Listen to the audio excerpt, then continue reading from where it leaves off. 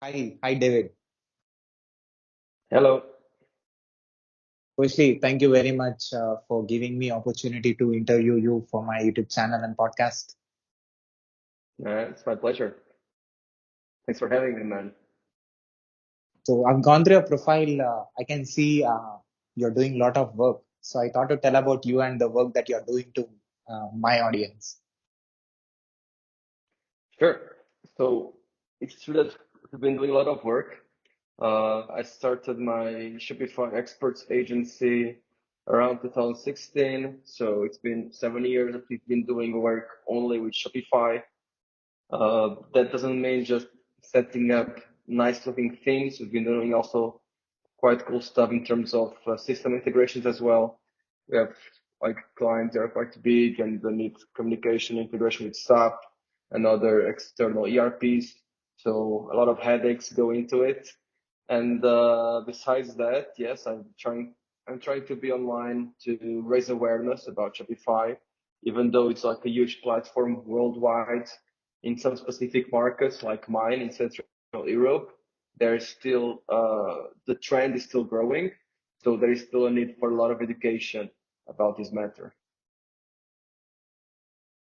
So you have founded this company. Correct. So the long story is that I was hired by a design and front end agency to run their e-commerce department, which was using Shopify at the time, 2016. And within 2 years, I grew that part of the company to be bigger than the agency itself. So I spoke with the owner of the previous agency, and I agreed with him that I would acquire that department and I'll turn it into my own agency. So that's why I started in 2016. In 2018 is the actual real official birth of Sounds Good Agency. And in the beginning, I was working a lot with freelancers, a little bit of a one-man show. But eventually, as the years went by, I started building the team up. Right now, we are 15 plus people. Uh, we are very development heavy, front end and back end developers. But slowly but surely, we started building also the structures. We can also do some marketing, some sales, some HR, admin, everything that goes around with running the business. So what services you are providing? What services are we providing? So I would split them into three main categories. We have the strategy and consultancy, because when people are ready to migrate to Shopify, especially the big companies, there are a lot of questions and unknown unknowns that they have. So we need to like really do a deep dive into their current solution, their processes. We have to map it all out, simplify it if possible, make uncomfortable questions, why they are doing things this way. So this first part of our service is a lot in terms of like strategize their e-commerce plans and processes to fit the best as possible into Shopify reality.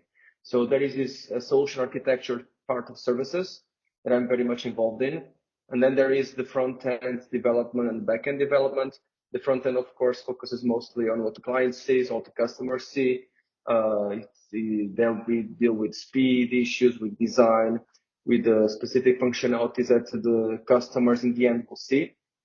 And on the back end, we focus on integrating certain services. It could be payment gateways, which we've done in the past. It could be ERPs, as I've mentioned already. It could be external applications or new services or new functionalities that are heavy on the backend side of stuff.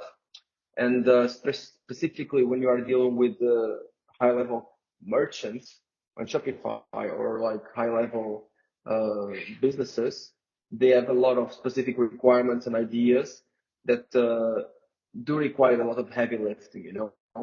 If you want me to give you an example, one of our clients, they have like 200 plus physical stores.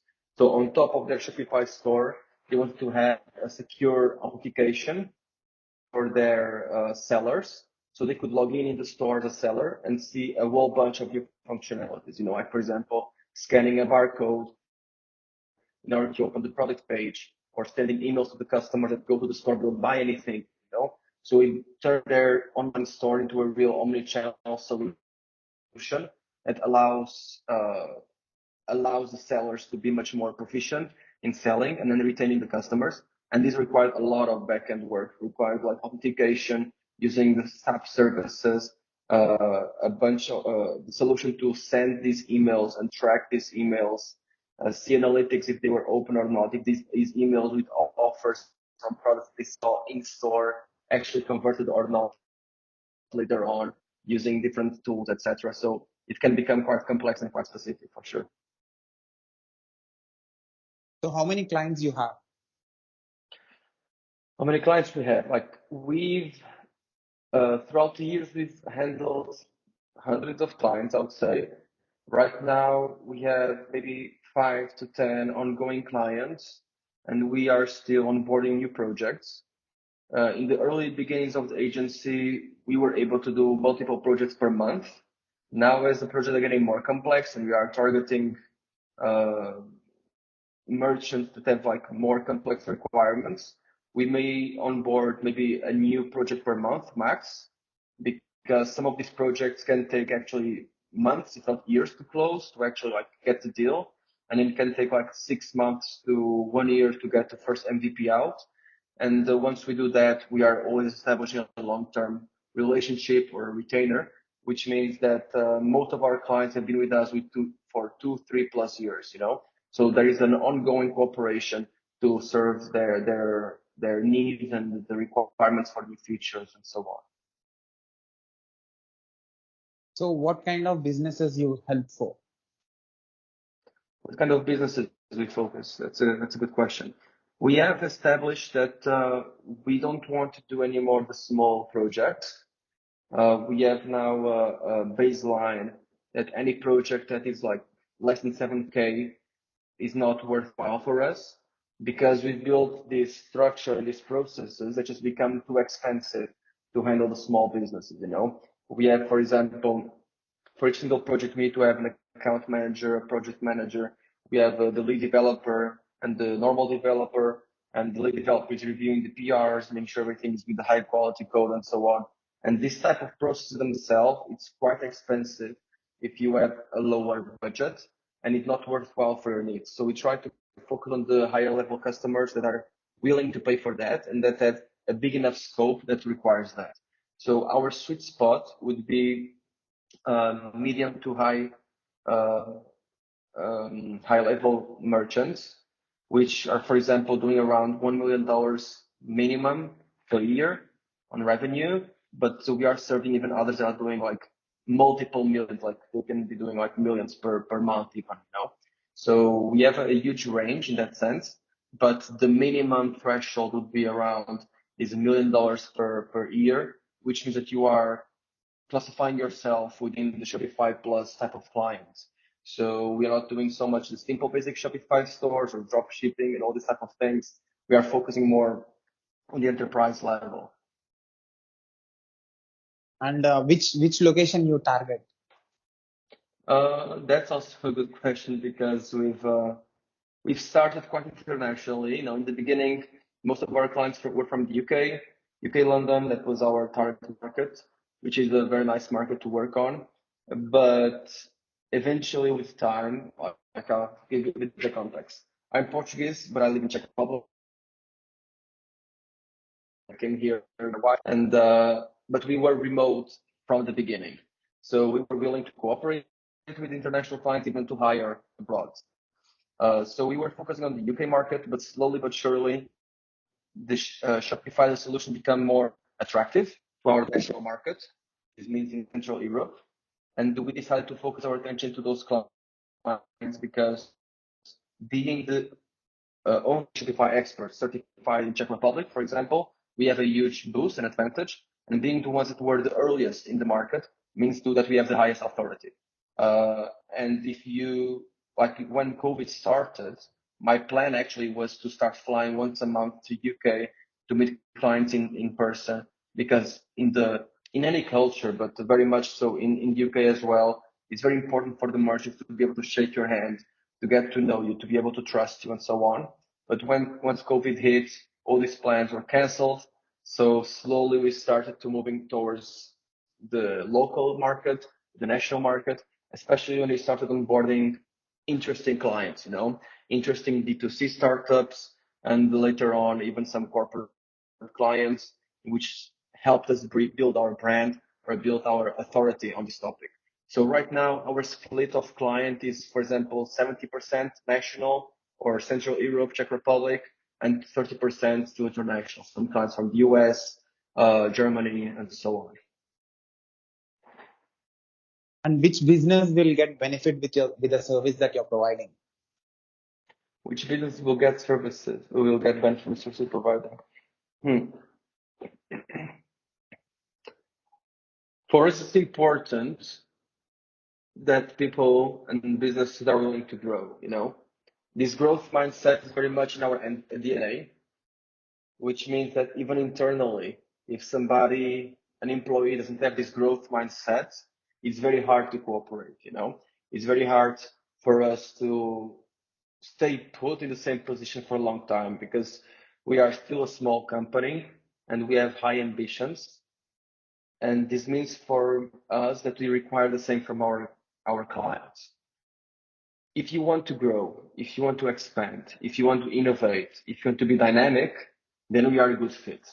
If you just want the bare minimum, or if you just want to have your store online not crashing, that's a very low baseline to start working from.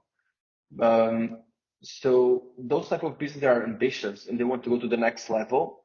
Those are the ones that can push the envelope and can go further. So we can work with them the best, And some of the ways that we do it, even if, for example, you don't have any ideas of what to do next, if you have to take care of, one of the basic things we have for every single one of our clients, we have an account manager that is not just a paper pusher. It's actually a Shopify expert. He knows his thing. He knows the specifics of the technical and business needs. So he's able to, we are meeting at least once a week in person to actually see what are their problems, what are their goals, what are their blockers, what are the things they are working on. And we can coordinate with our internal team to make sure that they reach their goals as soon as possible and in the most efficient manner. Because if they don't have us, they are trying to figure it out by themselves, it's going to take way longer. It would be much more expensive just because they know how to do it properly. But since we have these in-house solution architecture skills, we're able to tell them from the beginning that this is the best way to go from point A to point B. So you are solutions architect. You can design things. You can architect things. How this person in you is helping you to be a good entrepreneur? The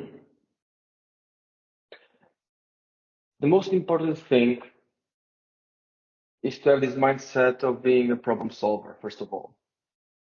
And then the skill set to manage the solution, the architecture of solutions comes with time and with the expertise. But in the beginning, I think it's part of the nature of an entrepreneur or of a founder that you want to solve problems. So we want to be hyper aware of what's going on. You want to be able to put out the fires and also prevent future problems, right? Because as a founder, you have to see the future. You have to be a visionary in some way. And if you have this problem-solving mindset, as the time goes on and you accumulate more experience and more expertise, you are just going to be able to see at a deeper level and fix problems before they happen. But the basic nature is that you are a problem solver. You are a person that wants to learn all the time new things and is open for feedback and etc.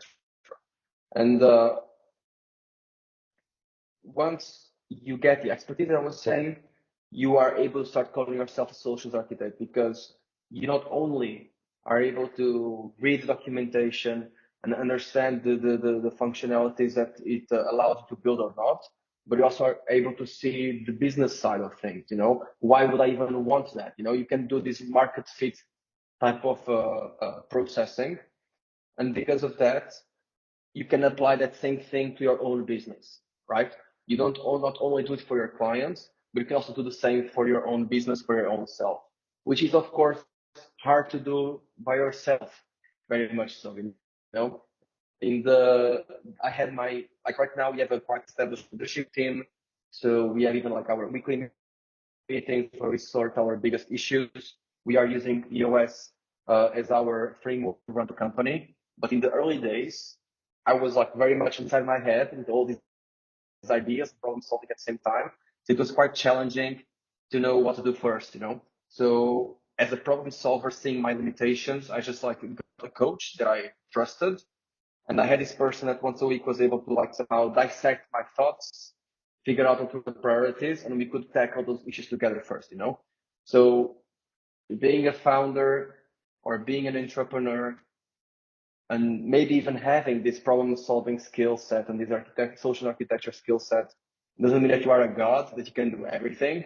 So it's very important to notice what is your weakest points or where you are at the moment, because you may be strong in many things, but sometimes you can have a low period, you know, or you can be confused for a long time or just walking in circles. So you need to notice these things. You have to step out to see the forest, not the tree only, and actually be able to see what is the best way to move forward, which could be very much having an external entity, an external party that is able to shed some light where you are like the most lost, you know, which in my case initially was getting the coach and later on building my own leadership team that keeps me in check. I keep them in check and we can make decisions together for the best, for the betterment of the company. How much technology experience you have and what is your expertise? Question as well. I am a fake developer, which means that when I started, I didn't know nothing.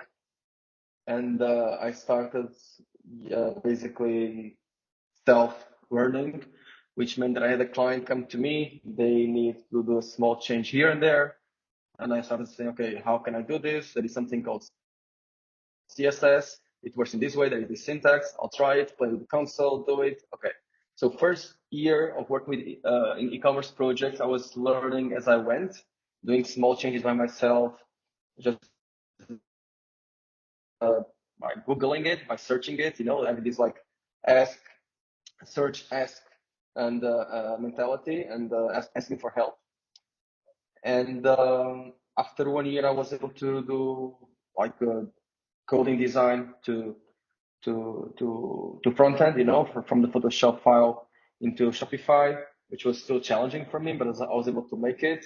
The client was happy in the end. That was the important thing. But my I don't have a strong technical formal background. You know, I was in engineering for 6 months, but then I dropped out. And I never really went too deep into it on actually like doing the things. Because why? Because after 2 years or 3 years of doing that, when I started building the team, I realized I can either put my effort into becoming much stronger technically and becoming like a proper full stack developer or whatever, or I can hire people that are much better than me to be my technical right arm. And I can actually do the other things that most people cannot do, which is the interface between the technical side and the business side. You know, this means that when I'm speaking with a client or with a potential client, I can speak with a very strong expertise on what Shopify does or doesn't do, the potential of what can be built or not, but I can speak in the business language to them. So my technology expertise is very much, how can I say? I think the best way of explaining it is that I'm not a developer, I'm not a coder, I'm not a programmer, but if I have to, I can jump into the code without being afraid of it. I can put my analysis to be built in a certain way. And when a customer comes to me, we had this not long time ago. New clients need to handle integration between Shopify and SAP. I said, okay, what do SAP need? What does SAP need from Shopify, or what is the SAP object that you'd like to have on Shopify and so on? So they just send me all the things, and I actually started digging through documentation. I did the mapping by myself. This thing means this in Shopify, and we can get it by using this API call, and there is documentation for it, you know? And in the end, I didn't even need a developer to go through it because I have the fundamental understanding of how things work, but I wouldn't be able to do it by myself. So even when it comes to do the solution architecture, what I usually do is that I do the first draft, saving a lot of time from our developers, and then I just ask a lead dev or a senior developer to take a look and to verify its feasibility. So in the end, I had to make this switch, which is quite challenging because there was a period that I thought, no, I should build myself to be like the best in every single area. But there was a moment I realized, okay, I've got a lot from the technological side, and these tools are enough for me to do the role where I'm strongest. And now I can hire people I can trust and that are much stronger than I'll ever be because they're proper engineers, which have had much more in-depth experience on building things than I ever will. And these people can do stuff at a higher level than I would do if I would just put the effort myself. So it goes back to the founder mentality of solving the problems, finding weak points, and so on. So as a person who is being the bridge between the business and the engineering side, uh, how good you are in matching the business requirements with the technology, tools and services that you have and the employees that you have. I would say pretty good. If you ask me in that way, I have to answer like that, right? No, I say pretty good, because I would say even that I'm necessary in the sense that even our best developer, our CTO, I wouldn't feel comfortable sending him to speak alone with the client to process their needs into a scope, into a list of requirements, because engineer that is super technical often lacks on the communication side of things, on understanding why the client needs those things in the way they are describing. So when the client comes to them and says, I need A, instead of asking, why do you need that? And why do you need that in that format? They just start going their maze, in their mind palace, trying to find all the possible ways of building this, even if it's actually not needed. Even if you actually can push back a bit, you can actually try to understand better the root of this desire, the root of this requirement, and then you can build with a much more solid foundation. So that's my role, to question things, to process them in the easiest, most cost efficient way, because also you are a technical person, that often what a developer wants to do is the sexier thing, is the fancier thing, and not the most cost efficient thing.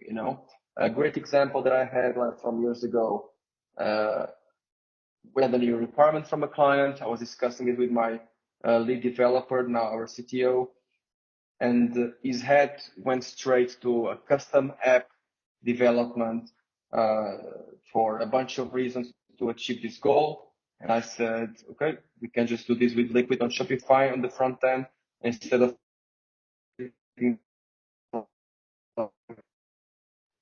less than like half a day, And he just didn't see it because his mind went straight to the cool thing to build, But if you are in the intersection between business and technology, you can find solutions that sometimes engineers can be blind to because that's the best for your client, that's the best for the merchant, and that's the most cost efficient way of achieving the solution that they want.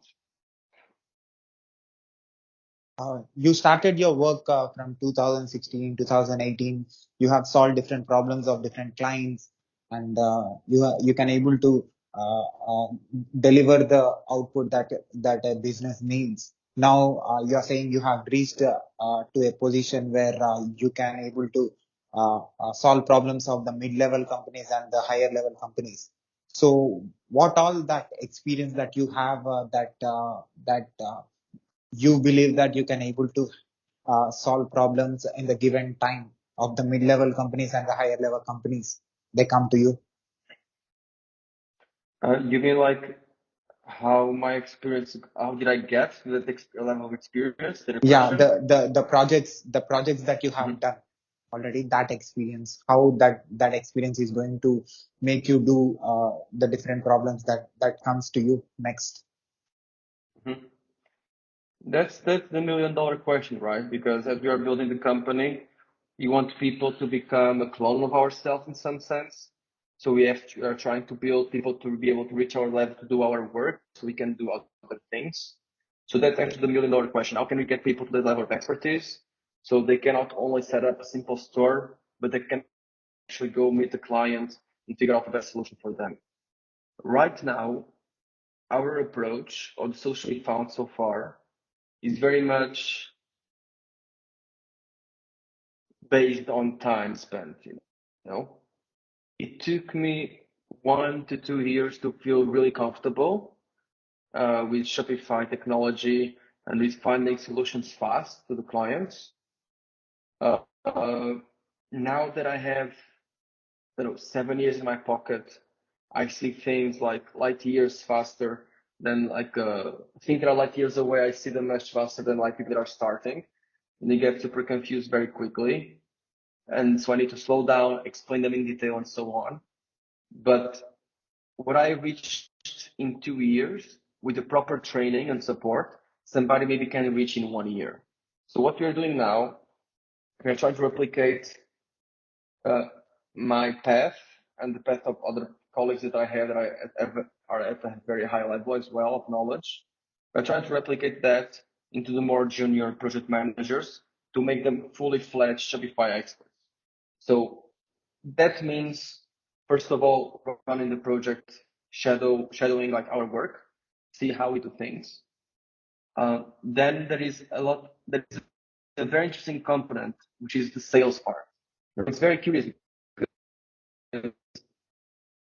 Doing the sale, acquiring the client, is something that brings you a lot of know-how, a lot of knowledge.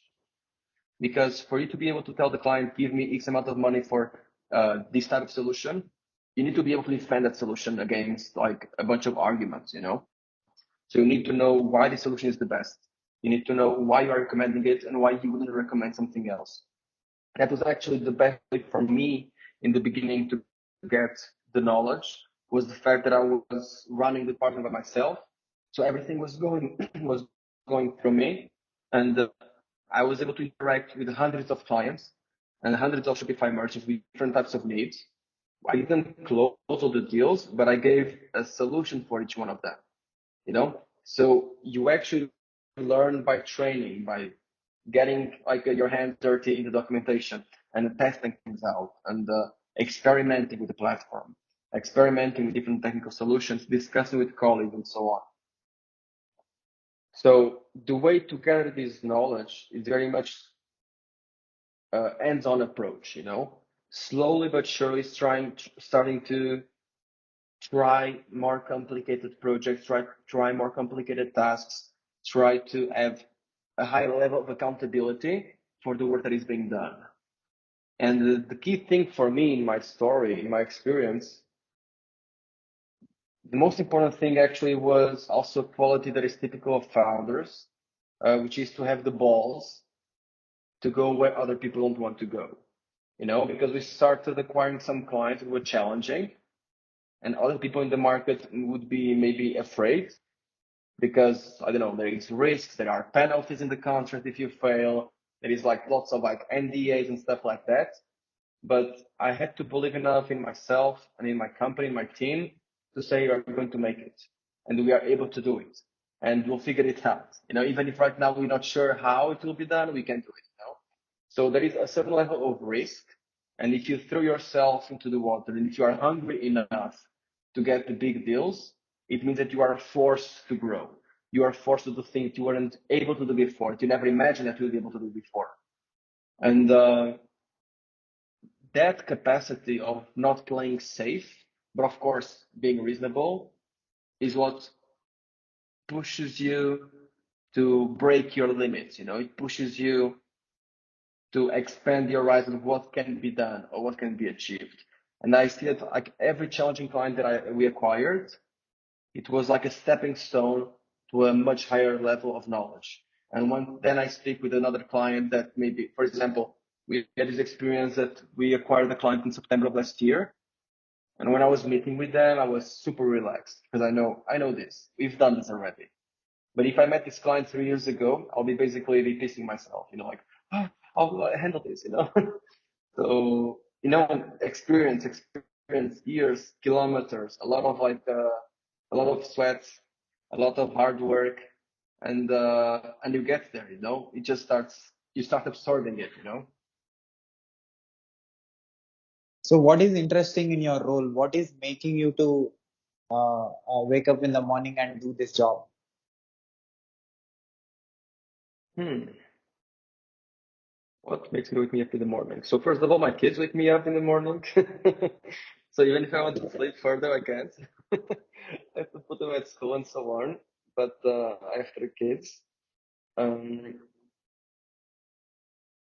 it's very much about believing the company's vision. A bit of further context. Right now, I'm not doing the CEO role. I have somebody else doing that role for me. And I'm now, my proper role is like head of business development, and marketing, which means that I'm responsible for the sales part, for the marketing part, and for the operations in terms of like project management, account management. And I'm handling the most important clients that we have. And what makes me still want to do what I do and invest myself into our agency, Sounds Good Agency, is to know that our vision is ambitious. It's very attractive, and it's feasible. And we are all fighting in the same direction.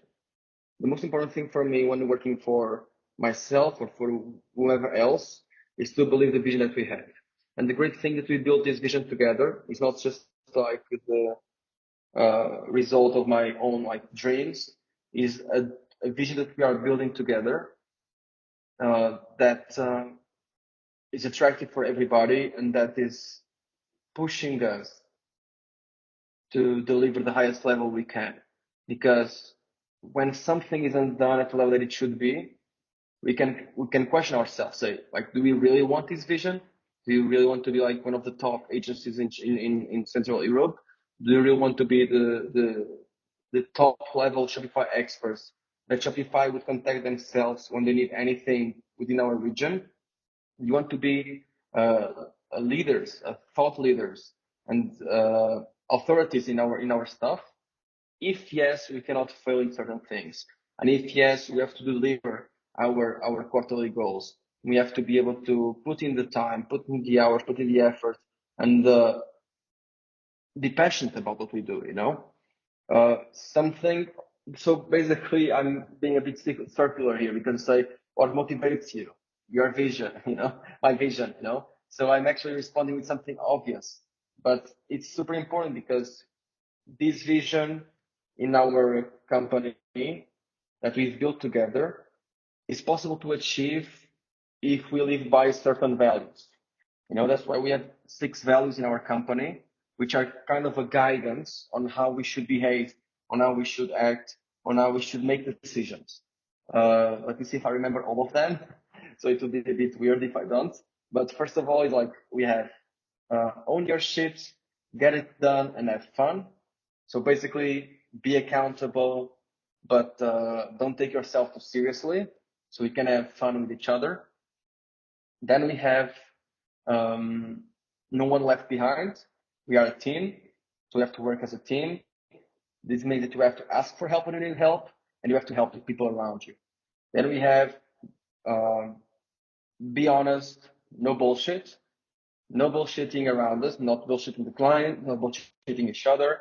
We should all be on the same page to be transparent. Then we are passionate about what we do. So we try to make sure that people enjoy what they are doing. And so they also themselves are looking for new ways to achieve our common goals. What else do we have? My HR will kill me if I forget this. I'll actually hope I do because the last 2 are missing me right now. And I think they're quite interesting. Give me a second. I'll just open up our internal wiki. FTA. Core values. So what did I miss? Okay, these are very important ones. Empathy. We understand people's needs. This is something that comes from the core of who we are and who I am as well.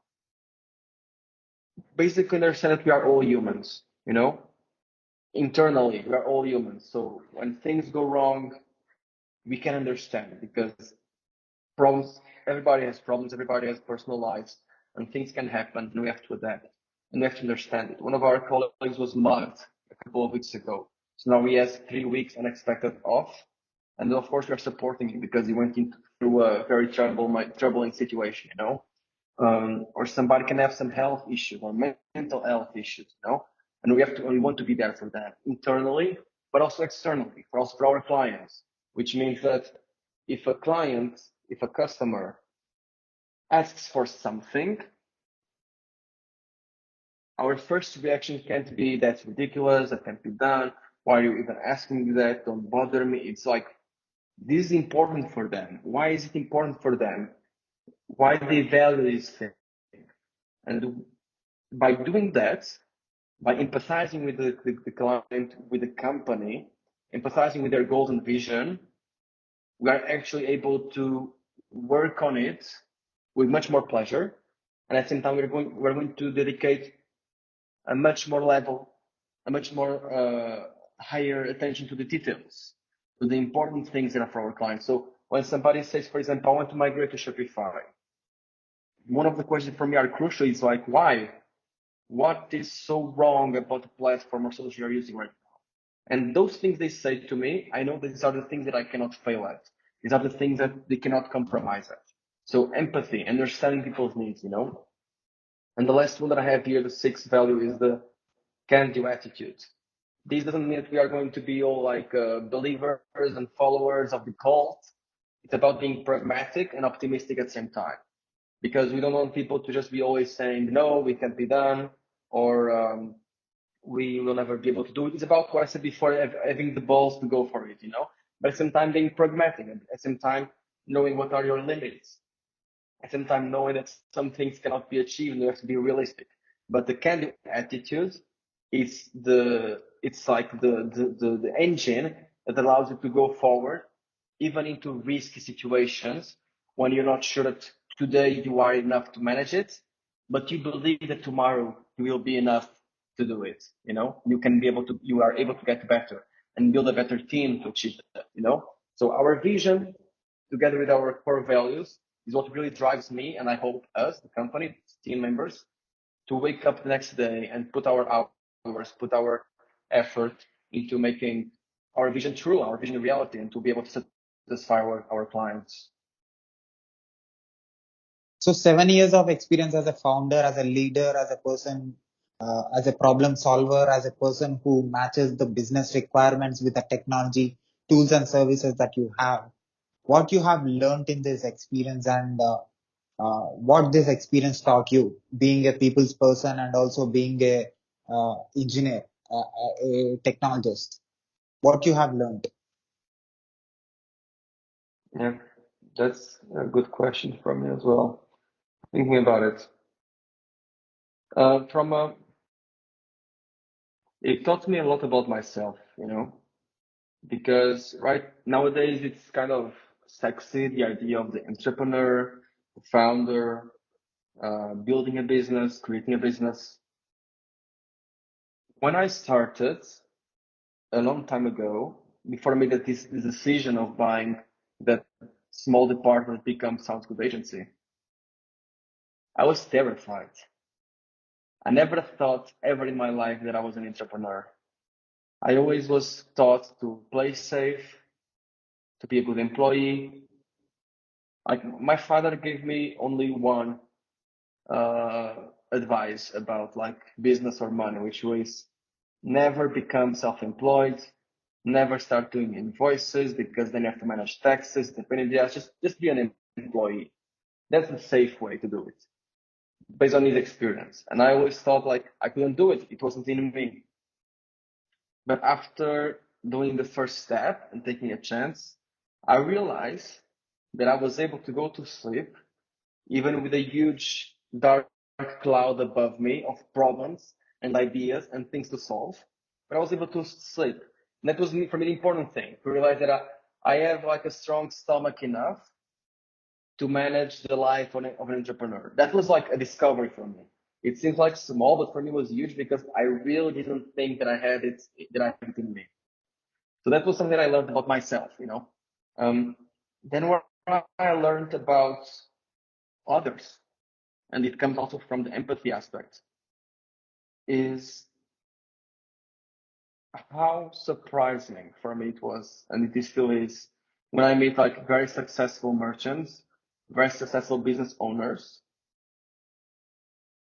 They, I don't know, in my prejudice, I would expect everybody to be the snob, arrogant, rich people, but I'm surprised of how much down to earth they are, how much like normal, friendly they can be, how they really like are able to engage in a conversation, not in a selfish way, how much they are able to give, and of course something and expect some give back, of course, some return, but at the same time how much they're able to invest into the relationship, you know.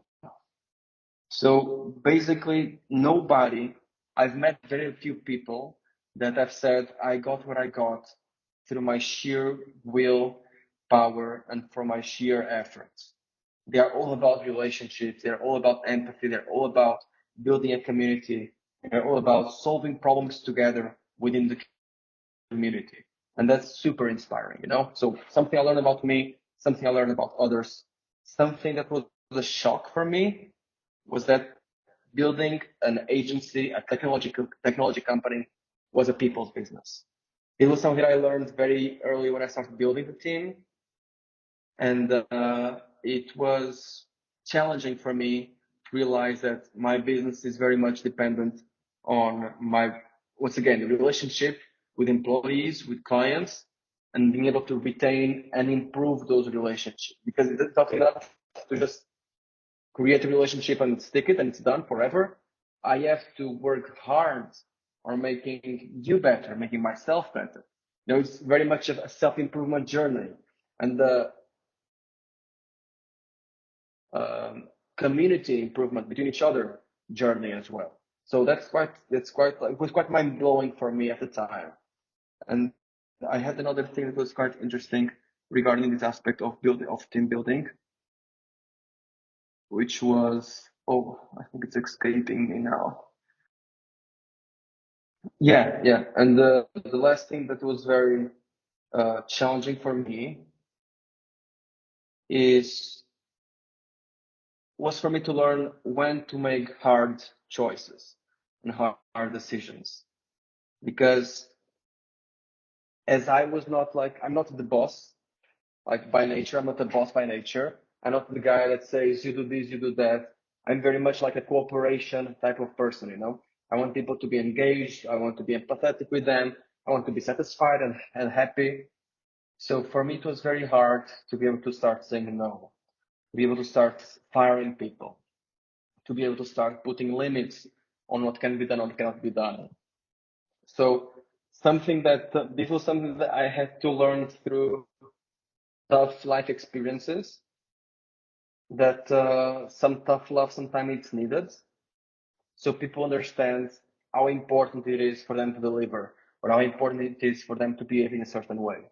And that I was taught not just by the company itself, but also my personal life, you know, by having kids, you know, realize that like you cannot just give them the carrot all the time. Sometimes you have to give them the stick, you know, in metaphorical terms, you know, you have to somehow manage the borders of what it's acceptable or not acceptable, because without that guidance, they are kind of lost. The same thing can be for an employee. And the other thing that was quite painful and deep was that my son, 1 year, 2 years ago, was diagnosed with brain cancer. Thank God he's like well and healthy now. But that experience made me realize that I don't have to care, I don't have to worry so much about people being fragile, you know? I can be more straight to the point, more direct to what I want to go, without being afraid of how people will feel, because we're not babies. I've seen babies in the oncology handling much harder stuff, much harder suffering, and suddenly a lot of the things that I was concerned about just was like, it's all bullshit. Oh, but I'm not happy with it. Oh, how can you say this to? Like, a lot of things we do are just bullshit, you know? So be straight to the point, go direct there, say, we cannot do this. I need you to do more hours, I need to do less hours, I need to deliver higher quality. And worst case scenario, if somebody gets offended, you can always go there, realize why they're offended, apologize if you cross some border, and we establish the relationship on a more solid level, and somehow try to empathize once again. Say, I said this because I felt this way. Sorry that I've made you feel this way. How can we work together to achieve our common goal, you know?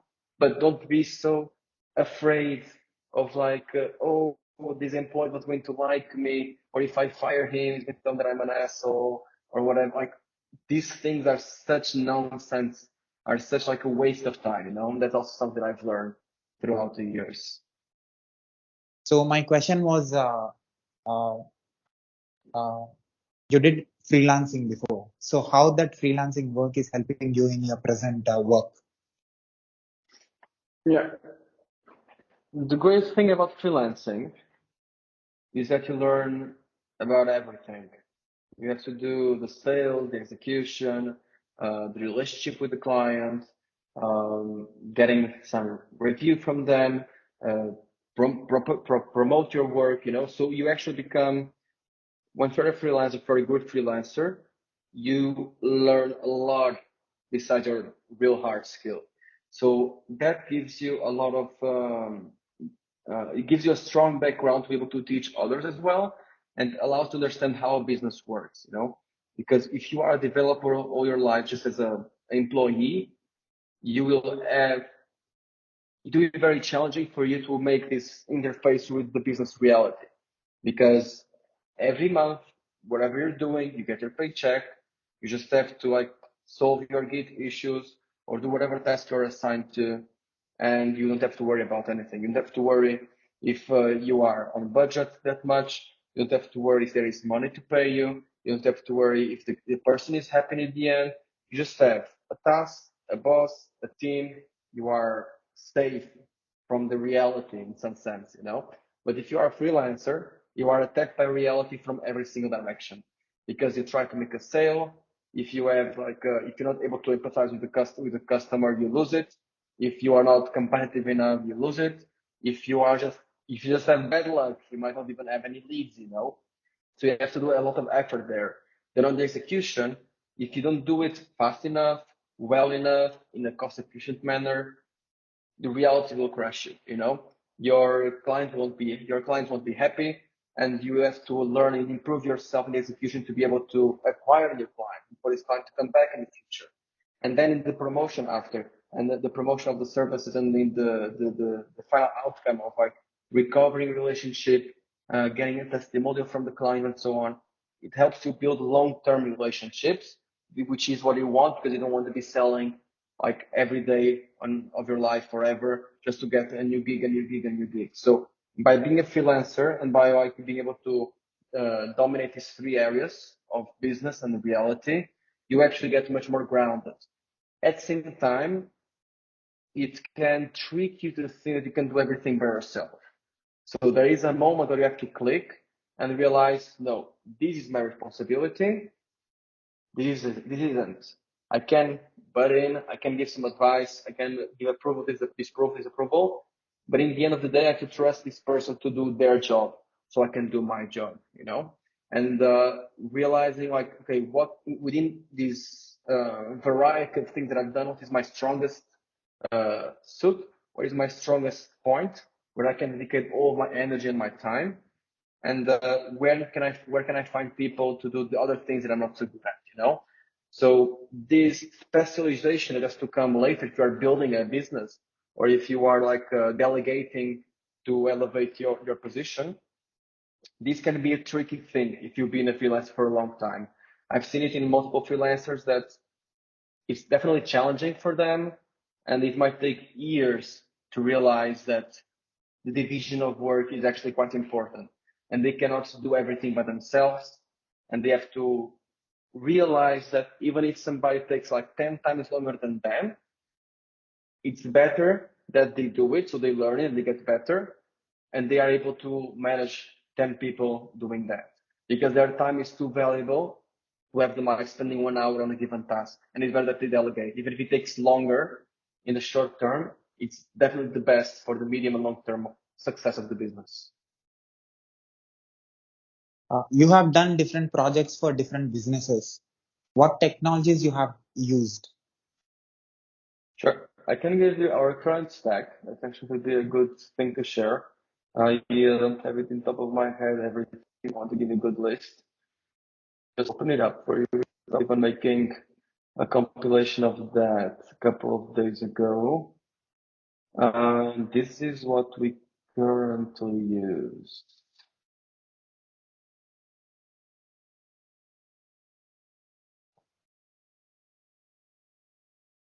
Yeah. So we are very much invest on Google Cloud Platform. You can use AWS if needed as well, but we enjoy our Google solutions. So Firebase, serverless functions, Google Cloud Tasks, VPC for VPN establishment. This is our bread and butter when building backend functionalities. Frameworks-wise, we enjoy work with React, use Vue.js a lot, Nest.js or bare bones Express as well. TypeScript, our CTO is crazy about TypeScript. If something's not in TypeScript, he gets panicky. Then we also use WebAssembly for Shopify functions. This is something relatively new that they've launched, and we started using WebAssembly for that as well. GitHub, of course, everything has to go through the Git flow. All our processes are integrated with GitHub. So when a task goes from the developer to the developer for testing, it has to go through those different steps in GitHub as well. And then we have two cool things in-house. We have a toolbox for Shopify front-end development. So we have our own way of developing themes or improving themes that allow us to eliminate duplicated work that you would do anyway. And this is cool because we can keep improving it and making it better. And we have the similar framework done in-house for Shopify backend development. If we're building an app, if, for example, we are handling billing, we don't have to code everything from scratch every time, but our framework makes the bare bones of what we need, so then we can just implement the right functionalities. It was quite an investment to have it in-house, but it's bringing some fruits already. And of course, browser stack for testing. And how is your experience working with different countries and different clients from different places? Yeah, there is quite a difference in terms of, there may be different terms of expectations and of culture. So, how can I say? The biggest shift is really between Western world in general and the Eastern. When we go the more to the East, or even as you are in India or Southeast Asia, the expectations can be quite different than what we have in Europe and North America. These countries, the typical Western countries, they expect a certain level of quality and commitment that most of the people that I've worked with from, India, Bangladesh, Pakistan, most of them don't have the same type of mentality. And they are really people pleasers, usually. And they want to say, yes, can be done. Yes, yes, yes, yes, yes. But their commitment means a bit less to me, unfortunately, because after working with so many people, I think I've worked with over the year more than 10 Pakistanis, and one is really solid in terms of communication, of delivering things, and so on. So I see there is a culture clash, and it's not about people are being worse or lower quality technically or anything like that, but I think that is definitely a culture gap that has to be bridged. But dealing with customers, with clients specifically, I think that the biggest challenge when you're targeting the higher level clients is that even though they are happy working remotely, especially after COVID, they need to know you are real, you know? They very much appreciate if you can at least once meet them in person. Now that's a huge boost, you know? The fact that you can meet somebody, that's also one of the reasons why working with local clients can be a huge advantage, is because that you can build a level of trust that it's much harder to build online, you know? So even if like we have maybe clients from the US that we have good relationship with, but the fact that we never saw each other's faces, it means that like even though we have a good relationship, they don't trust us, I believe, at the same level that somebody that I see on a weekly basis, like in my city, for example, you know? So that's definitely the biggest challenge, but you can of course overcome it with over communication in some aspects, on over delivering in value. And of course, if you have a chance, even if 1 in 5 years, go visit the client in person. So that's definitely something I would recommend when you're working with international clients. And we've done it every time we could, even if somebody's from a different country, if we see a potential on a cooperation, or if you already work together but want to take to the next level, it's always very, very, very recommendable to meet a person, shake hands, and establish a friendly type of relationship. So at last, what do you say about the service that you're providing to my audience for listening and hearing you and watching you from anywhere on this planet? Once again, please. What do you say about at last? What do you say about the service that you are providing and also the work that you are doing to my audience for listening and watching to you from anywhere on this planet? What I say to them, um, yeah, the service we can provide internationally from everywhere in this planet, as you're saying, we can provide pretty much the same thing as we do for local clients. And the important thing is to establish this trust, which we can do through our sales process, because our sales process is not just about selling you something, you know, coffee, $1. It's not about that. It's about, first of all, giving you value. We have a 5-step process for sales, in which the first one is just pre-call, discovery, coffee date, we call it. We want to know each other, your challenges, your goals, what you're trying to achieve. The second thing we do immediately after is to give you value for free. We prepare a document where we try to solve one of your issues or give you a list of recommendations. And we say to every one of our clients, use it. Even if we don't work together, it's valuable value that we are giving you for free.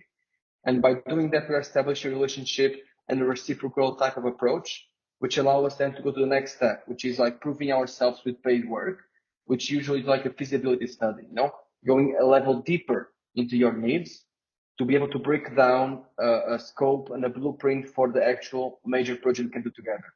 And this process is quite scalable and it's quite proven, and we apply it for customers that are local, national, international in the same way with a high degree of success, you know. That's why 30% of our clients are international, and we are happy to expand on them as well if needed. And the real challenge is, the real question is, are you selling online?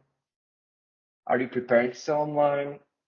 Do you use Shopify or do you plan to use Shopify? If not, why? And if yes, what are you waiting for to go to the next level?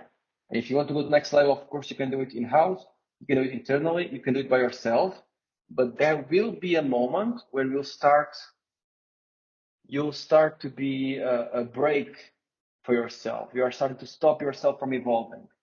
And those are the moments where you can go there and speed things up. When you can go there, audit your solution, making it much better, suggesting how to move forward, solve problems that you don't have no idea how to solve, and speed up what you want to achieve, and allow you to focus on the most important part of your business, you know, not being worried about the amount of money that you are spending on a development team that is not giving everything you need and want. A great example of it is one of our clients that we've worked together for 3+ years. The moment that they hired us, they were able to fire 5 in-house developers. They didn't need them anymore.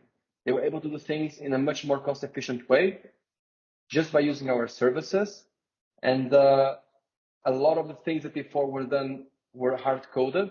Now we're able to be done by managers or by marketeers directly in-house, and we just focus on the big challenges. So these are the type of things that no developer in-house will be able to do it just because they are focused on different things. They are focused on like finishing their tasks, you know. They're not seeing the business side of stuff, and we can do that. So I'll put your website link in the description of this video on YouTube. People who find our video on YouTube can see it and can see the services that you're providing, can see the work that you're doing, and can able to solve their problems with you. Lovely. Thank you for that, man. And also I'll put on the screen as well. Can you also spell it to my podcast listeners? Sure. Our website is soundsgood.agency. That means soundsgood.agency. Soundsgood.agency. Quite simple. Really sounds good. So It should. So at last, what do you say about my questioning in this conversation, and also my your observation about my work? It's quite cool, man. I wasn't expecting for you to make me think so much, you know? I was really like grasping for my questions, my answers here. You're making me really like go deep for answers. I was quite surprised. Like great job. Great job indeed. It was a self discovery journey, this call with you. And have you seen any videos of mine on YouTube? I've seen clips of it. I see that you. How long ago have you? When have you started this project? 3 years ago. 3 years ago. How many interviews you have online? More than 500 Whoa. So you are quite the seasoned experience. interviewer. Yeah. What about me? Was I able to communicate clearly enough? Yeah. I just want to say my observation about the values that you are carrying for your business without having a engineering degree. I have an engineering degree. I have done masters in software engineering, also bachelors in computer science and engineering. But without you stopped your engineering career just being in 6 months there, but you understood the core values and the core functionalities which a businessman needs to have, the problem solving ability that you have, and you're doing it and you're being very successful. And in it, it's quite wondering. I never saw any person that I have interviewed having without a degree, solving a real time problems. Actually, we having degrees, we are going to do what you're doing. We have to do. Yeah. But you understood directly the point. Like you said, you come directly to the point what exactly I should do in the market or the industry, what people need and what I can do for them. So that is something that everybody should learn, me and everyone who is observing. I appreciate that. You're going to make me tear up, man. You have proved it already doing so many projects, uh, uh, talking with so many people and understanding how to solve different problems. You proved it. Now you're flattering me a bit too much. Too much flattery now. I don't know how Since, to answer. You're just telling me that I'm doing a good job. Okay, I guess I appreciate it. Thanks, man. And thanks for reaching out and inviting me here. It's a pleasure indeed. sure. I want your feedback before ending this. I have done, like I said, I've done masters in software engineering. I have done bachelors in computer science and engineering. Right now I'm doing some projects. I'm a AWS Cloud DevOps Engineer. I'm doing some internship projects. Also, I'm working for a client from US directly. It's a freelance project for six months. I have agreed for this, and I'm doing these interviews for my YouTube channel, talking with experts from different parts of the world who Mm-hmm. belongs to different cultures. More than 100 country people I have interviewed, and I interviewed all levels of almost all levels of technology experts. Also, I have interviewed the vice president of AWS. You can find Wow. that interview on my channel. I have interviewed him. Link in the description. Let's Yeah. promote it again. Yeah. So by asking how the AWS infrastructure, the global infrastructure is helping human beings to solve their problems with the technology solutions that they are providing with 200 plus services that they have. So Yeah. also I have interviewed people who are from Microsoft, Azure, from GCP, also IBM Cloud, Alibaba Cloud, also who are working in different domains in technology, developers, solutions architects, CEOs, founders, CTOs, business owners, police officers. Also, I interviewed people who are not technical, who are not belonging to technology, authors, doctors, somebody who have no connection with the technology, filmmakers, psychologists, Wow. psychiatrists. You will see like my YouTube channel is like the tagline for my YouTube channel is it's a world map. It's a world map, and it is a forest where you can find all the animals. Yeah, This I can see so. So, me doing this, I want your observation because you have done so much work in your career. You saw the practicality and the reality, how things work and how to make things happen as a leader, as a developer, as a technologist.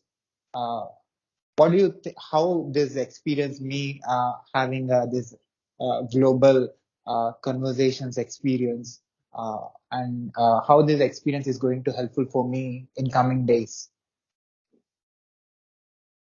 And I'll answer back to the question, what was your goal when starting, and what is your goal today? What do you expect from it? So my goal was to understand how technology business works in different parts of the world.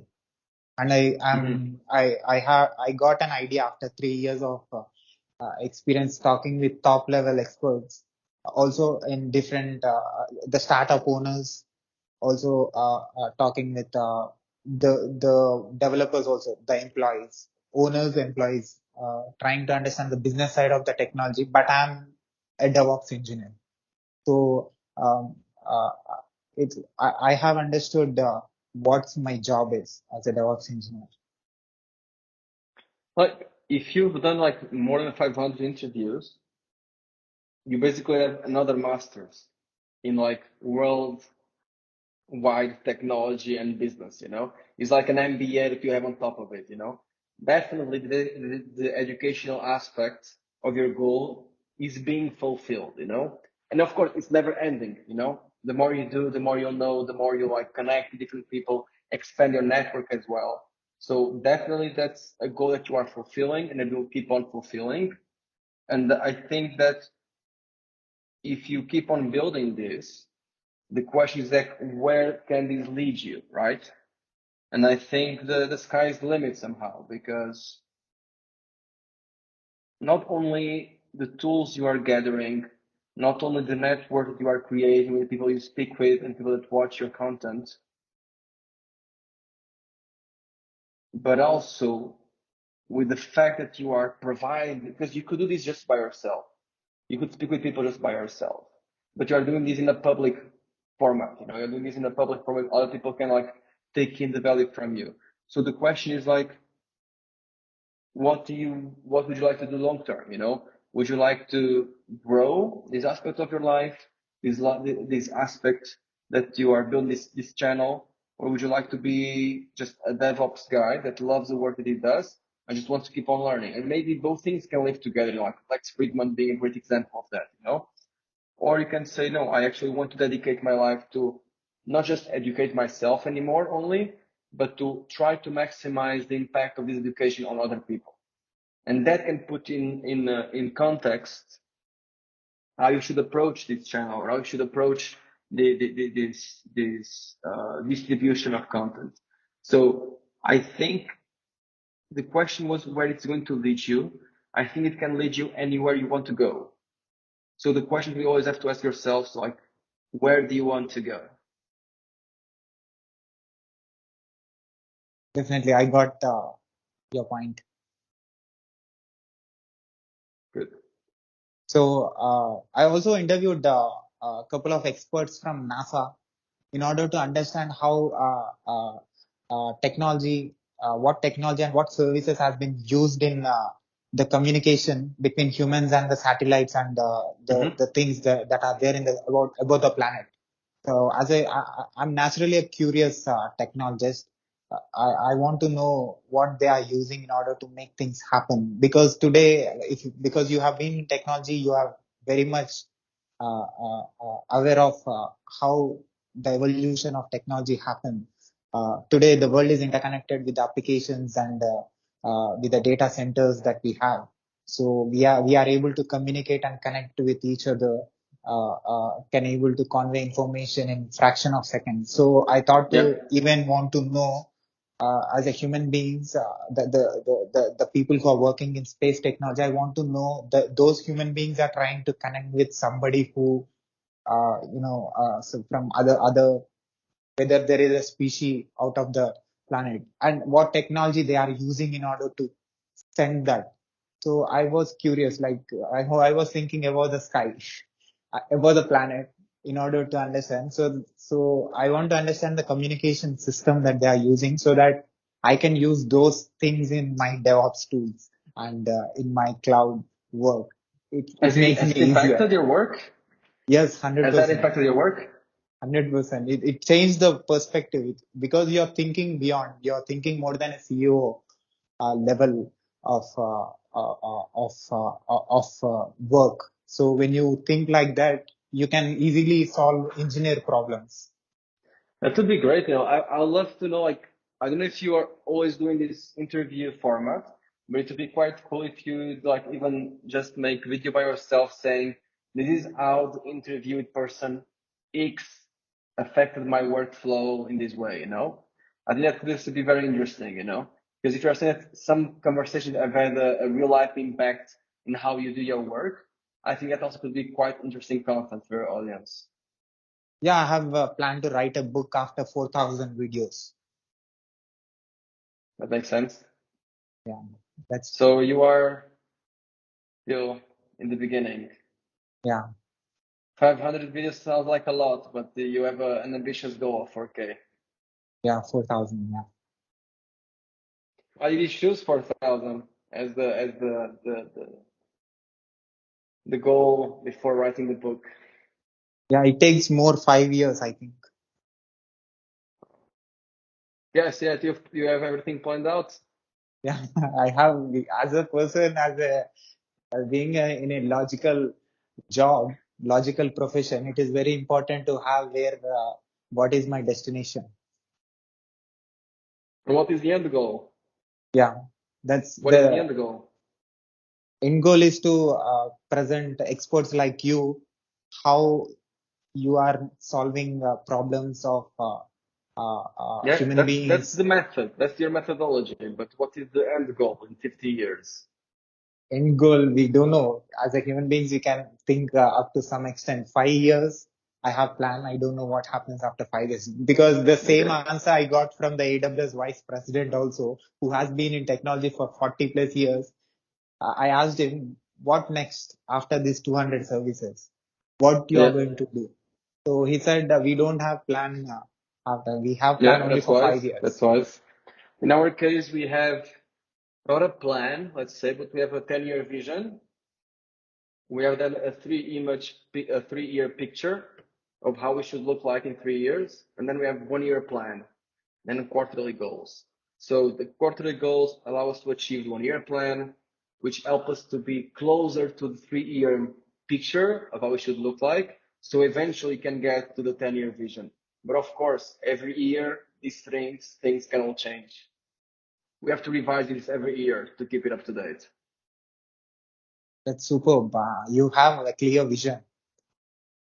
Yeah, we have to. So that's great. I wish you do the great work that you're doing, and I wish more people, more businesses around the world should get benefit with the service that you're providing, with the hard work that you're doing, and with the skill set that you have, with the team that you have, the team that you're building. for the vision that you have. I wish all the success, and I want you to reach everywhere in the world. Thank you very much. I wish you the best to you as well, man. Good Yeah. luck with your 50-year plan. Can I put this video on my YouTube channel with your permission? Sure. Of course. Can I Yeah, put also? it anywhere you want. Yeah, that's my next question. Can I put this audio and video clip on my podcast, website, internet, social media, everywhere with your permission? 100%. Yeah, actually, I was telling my vision was for 5 years. 5 years. Yeah, I know. I was making a joke. I understood. Yeah. Thank you again for your valuable time, David.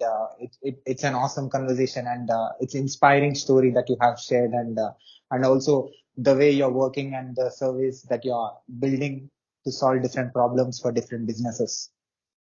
Thank you very much, man. I very much appreciate it. It was a great talk. Thank you again. Take care. Thank you. Bye. Bye.